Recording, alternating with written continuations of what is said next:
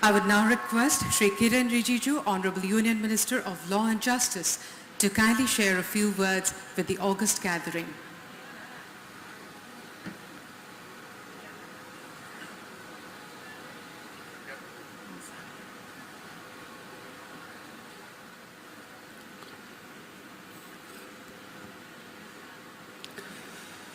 Honorable President of India, Srimati Draupadi Murmu ji, Honorable Governor of the State of Assam, Sri Gulab Chandra Kataria ji, Honorable Chief Justice of India, Justice D.Y. Chandrachud, Honorable Chief Minister of Assam, Dr. Himanta Biswa Sharma ji, the Honorable Judges from Supreme Court, the Chief Justice of Telangana High Court, Justice Ujjal Bhuyan, the Chief Justice of Jammu and Kashmir Ladakh High Court, Justice Koteshwar Singh, Justice L.S. Jamir, all the Honorable Judges of the High Court of Guwahati, the Chairman, Bar Council of India, and the Honorable Minister for Law, Government of Assam, Ranjit Kumar Das ji, all the eminent members of the Bar from Guwahati and from other states, friends, all the respected spouses who have accompanied the honorable judges, media friends, ladies and gentlemen. Once again, I feel deeply honored to be part of the historic Platinum Jubilee celebration of the Guwahati High Court. I was here on the day of its foundation, the 5th April, and I am extremely glad that Honorable Rashtrapati ji is present amidst us to grace this occasion, along with the Honorable Governor, the Honorable Chief Justice of India, the Honorable Chief Minister of Assam, the Honorable Judges of the Supreme Court, and all the dignitaries present here.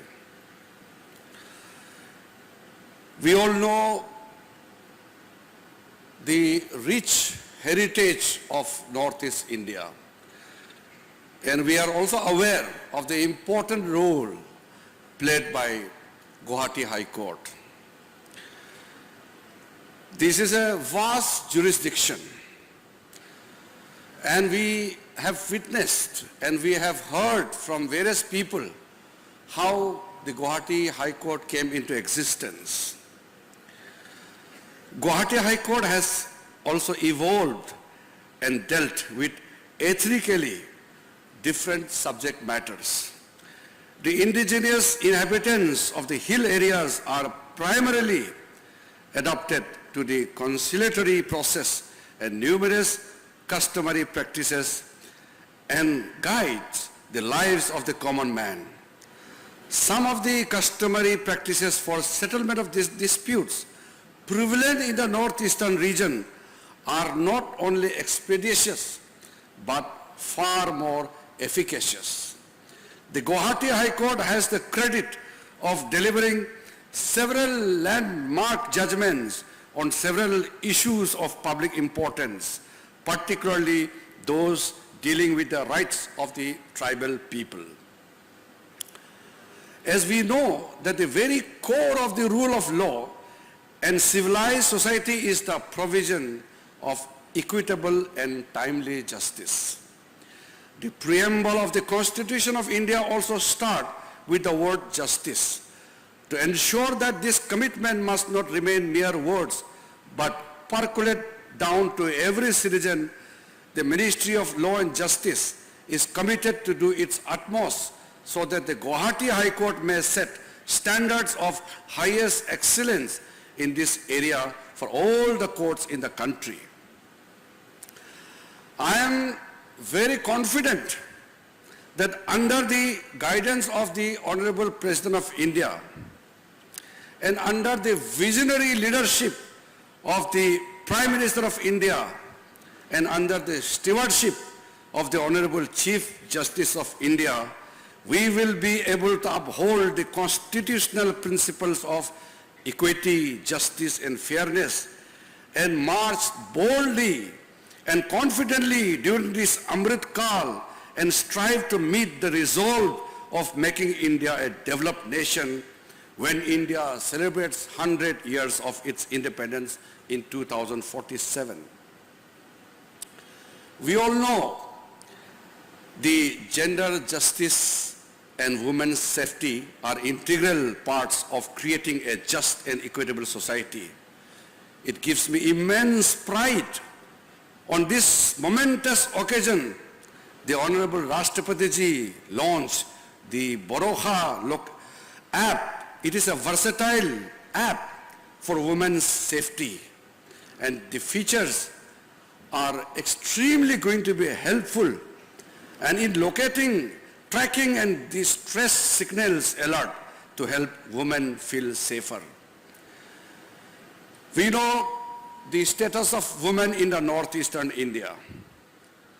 We have traditionally given a very core space for women in our society. When I visited London, I saw the first line of the first Law Minister of India, Dr. B.R. Ambedkar, where he had stated that the progress of a society will be measured by the progress of women in the society. And today, it is an appropriate occasion to launch this app. I am happy to note that a lot of ground has been covered in these years due to praiseworthy collaborations of the government and the judiciary at the center and at the state level. Concerted efforts have been made to provide a favorable environment to judiciary by improving the physical infrastructure of district and lower courts in the country, increasing the judicial strength, initiating the use of ICT in court hearings, etc.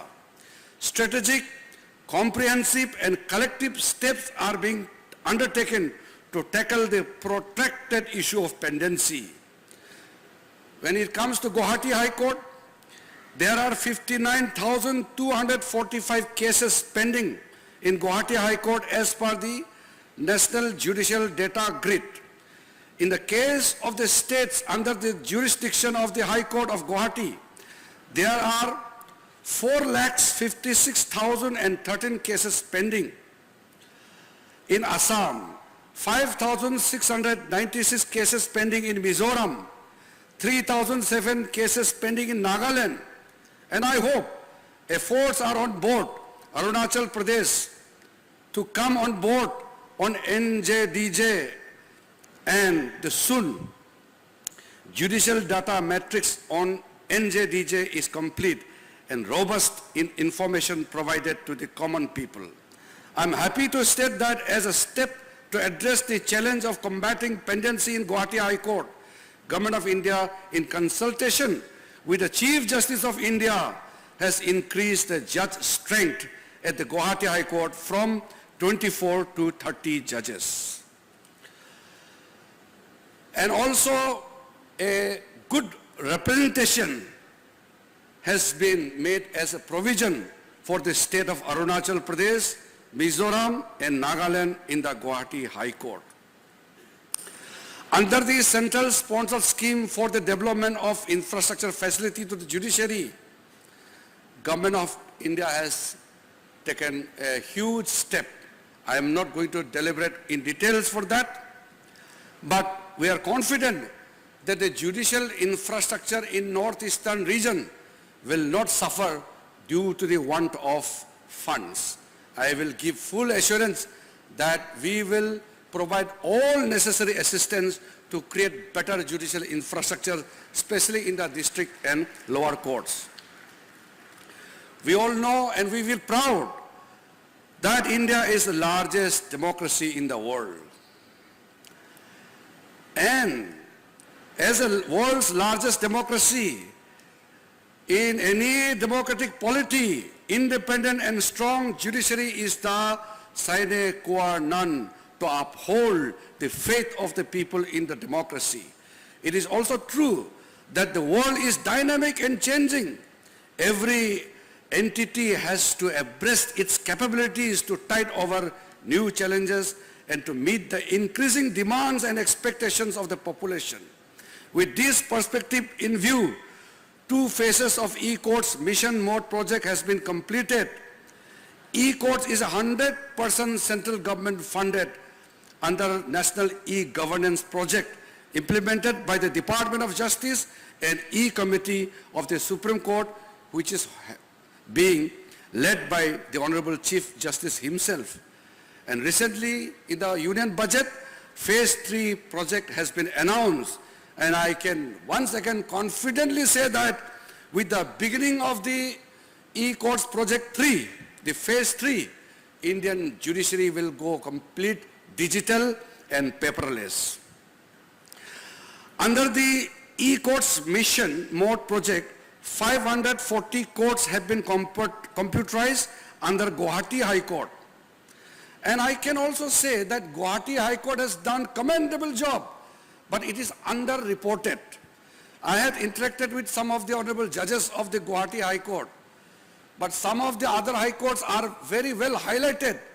But the good works done by the Guwahati High Court is not properly highlighted.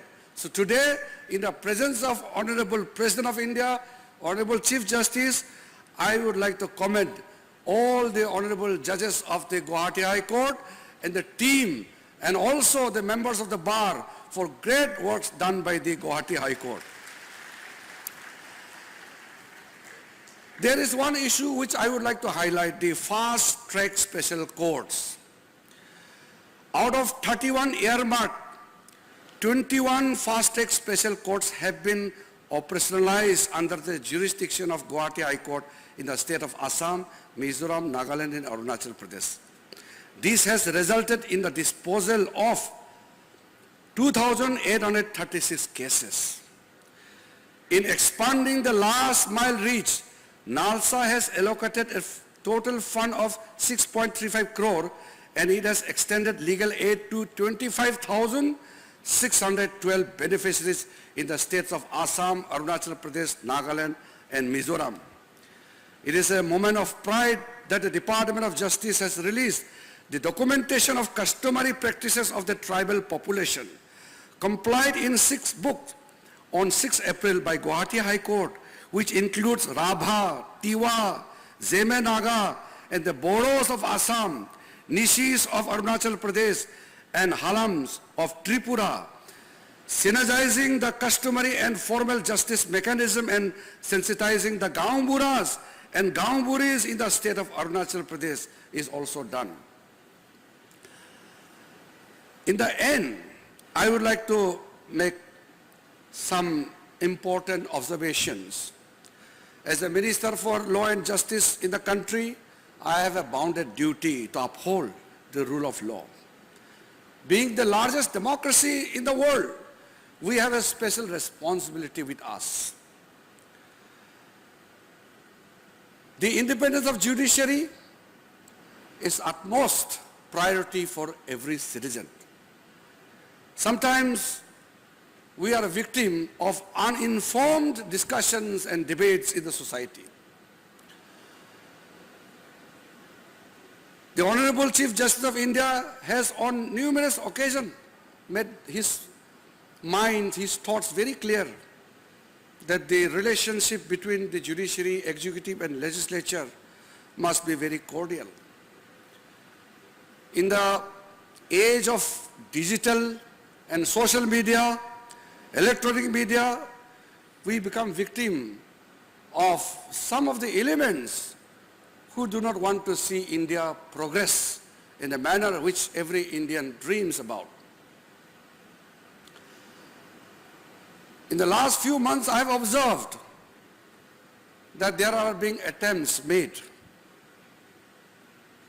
to portray a situation where the government and judiciary are in the differences I feel differences of opinion is integral part of our democracy. Differences in opinion cannot be termed as a confrontation. मैं कई जगह इस बात को उजागर भी किया है, अपना मन की बात को भी रखा है कि हम लोगों के बीच में मतभेद हो सकता है, मनभेद नहीं होना चाहिए। लोकतंत्र में अलग अलग विचार होना ये लाजमी है और इस अलग अलग विचारों को किसी भी दृष्टिकोण से ऐसा नहीं लगना चाहिए कि हम एक दूसरे के विरोध में हैं। आज जब भारत उभर रहा है, एक शक्तिशाली देश के रूप में उभर रहा है, दुनिया में कई ऐसे ताकतें हैं जो भारत के शक्तिशाली बनने से तकलीफ होते हैं। हमको इस बात को ध्यान रखना है कि ऐसे लोगों का जो विचार है वो हमारा देश के प्रगति को नुकसान ना पहुंचे। Today, India is the 5th largest economy in the world. We have overtaken Britain last year.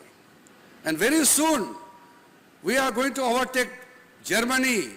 And then in next 8 years' time, we will be overtaking Japan.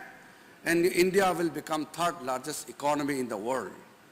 The world looks up to India, and India has a special responsibility, not only as the largest democratic nation in the world, but as a global power. All the 3 organs, the judiciary, the executive, and the legislature, we have to work in tandem. In the last year's conference of the Chief Ministers and Chief Justice, we had a very fruitful discussion. And in that meeting, we had agreed upon to work in close coordination, especially for the judicial infrastructure. And I feel there is a perceptible difference after that conference. I'm very happy. Wherever I go in the different high courts, the cooperation from the state government is coming. And especially when I'm here in Guwahati, I can make this mention. The Honorable Chief Justice informed me that the state government under the leadership of Dr. Himanta Biswa Sharma is extending full cooperation to the Guwahati High Court. This is a very positive thing, and we are very happy about this new kind of a working relationship which we have seen. I will not take much time, and we are here to be part of this great journey of Guwahati High Court, and it is coinciding with the celebration of the 75th years of India's independence. So in this Amrit Kal, the Guwahati High Court is celebrating its platinum jubilee. I would like to extend my greetings, my best wishes to Honorable Chief Justice, Justice Sandeep Mehta, and all the honorable judges of the Guwahati High Court, and all the honorable judges working under the jurisdiction of Guwahati High Court, along with the members of the bars. I always say that the members of the bars and the judiciary will have to work together. After all, the judges and the bar members are 2 sides of the same coin, and unless we work together as a team, we will not be able to do justice, which is the core objective of the system which we practice in India. Once again, I am extremely delighted to be part of this momentous occasion, and my greetings to all the members present here, and also I pay my tribute to every member who have contributed in making this great journey very memorable, and we look forward for this kind of event in the future. Thank you. Jai Hind, Jai Ahom.